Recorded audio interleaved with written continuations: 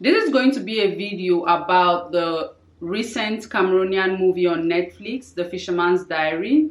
I have watched the movie twice now. I wanted to share some of my thoughts about the movie because while watching the movie, it got me thinking.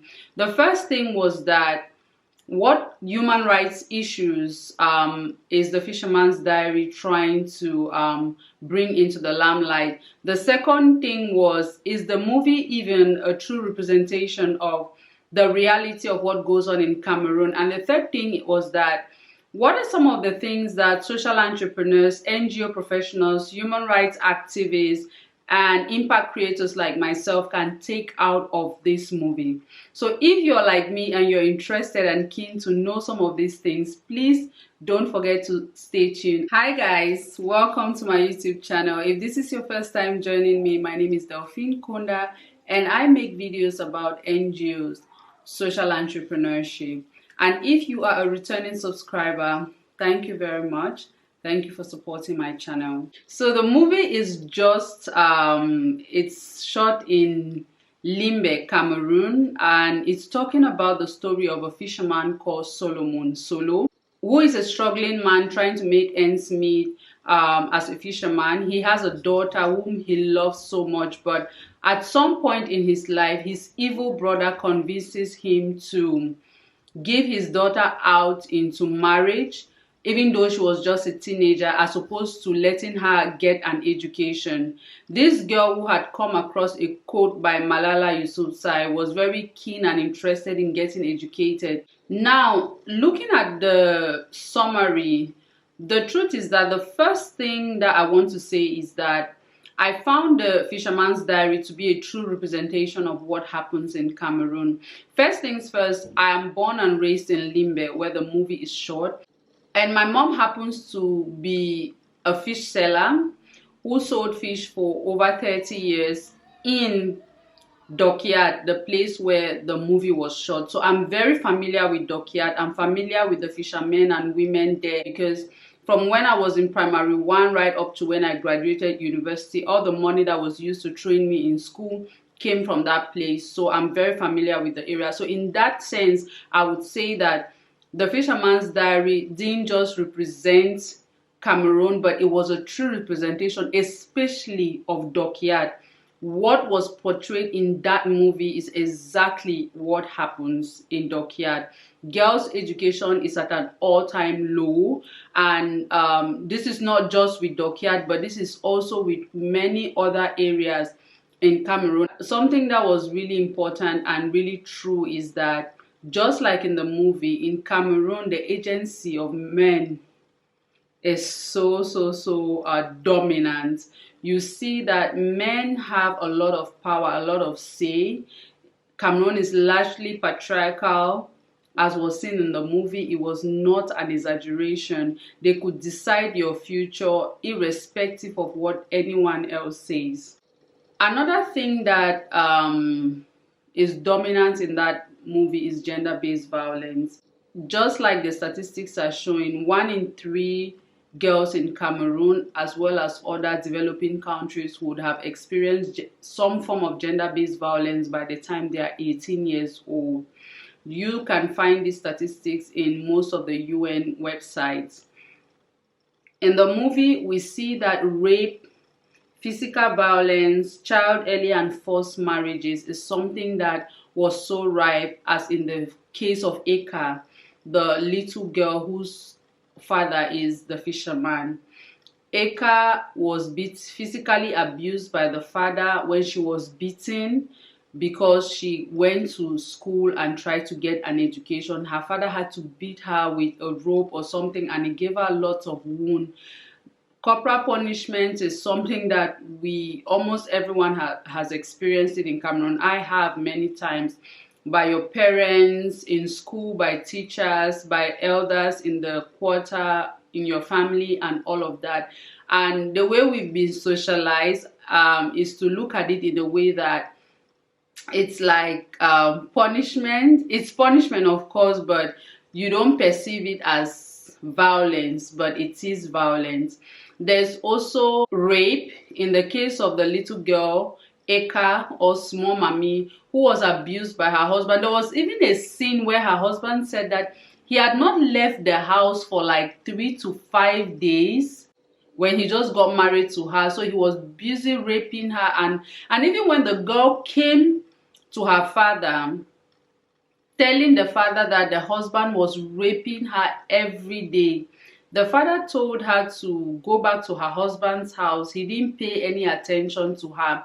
And then what caught my attention is there was a scene where she was in so much pain after the constant rape that when she stood up out of pain, she had like urine came out of her. These are some of the things that happened. This child was in so much pain that she practically had to urinate on herself just because she was trying to stand up. So you can imagine. In fact, in a very long time, I have not watched a movie that made me cry as much as The Fisherman's Diary did. You might think that it is a movie, it's just a movie. It is not a movie. For someone like me who works in communities like that, for someone like me who does door-to-door sensitization on gender-based violence, who works with girls and women, these are stories that you hear on a daily basis. Little girls being raped, little girls being sent into marriages as early as 10, 11, 12, 13, 14, 15, before they are 18 years old,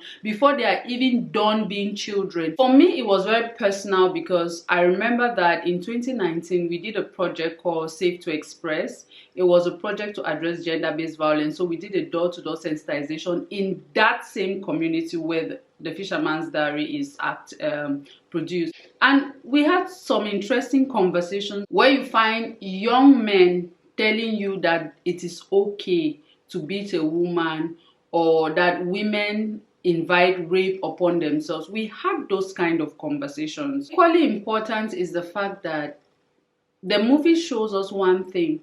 People use the word tradition when it suits them. Look at the brother of Solo, the brother who convinces the fisherman to send his daughter, his teenage daughter, into marriage. He kept on saying that it's tradition, that is how it is supposed to be. Now, so it's supposed to be. You realize at the end that it is not tradition. It was just him using the little girl's future to make money. So you see that when we talk about, oh, it's the African tradition, it is the way it's supposed to be. Sometimes it is a fat lie. It is not the tradition. It has nothing to do with the tradition. Another thing that struck me while watching this movie is the power of one. If you have read or heard or watched Malala, you will know that the power of one is very important. It just takes one person to raise their voice, to say something. And this thing kept on running. This theme was running throughout The Fisherman's Diary. Everyone, I noticed that the one person that I really liked in the movie was Teacher Bibi, the teacher that helped the girl to get an education. Teacher Bibi teaches us that sometimes the goal, especially for us as social entrepreneurs and impact creators, is not to change thousands. It is to change one person, just one. That one person that can transform the entire community. Take a look at the little girl Eka.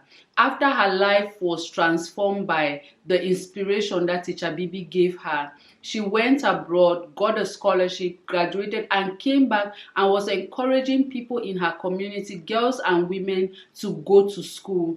So even if Teacher Bibi did not do anything good as a teacher, just the fact that she changed and transformed the life of Eka, that was more than enough. The film is so Cameroonian.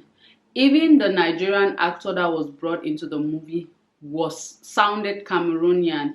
Other Cameroonian movies have always been trying so hard to emulate Nollywood, Nigeria, and all of that, but this was so Cameroonian. So in my opinion, this was a very good movie. It brought out so many different issues, and I'll encourage you to go and watch it on Netflix so that you can also form your own opinions and all of that. The movie is tackling so many issues. Let's think about The Fisherman's Diary in terms of the Sustainable Development Goal. You see that there is the issue of extreme poverty, which is Goal 1.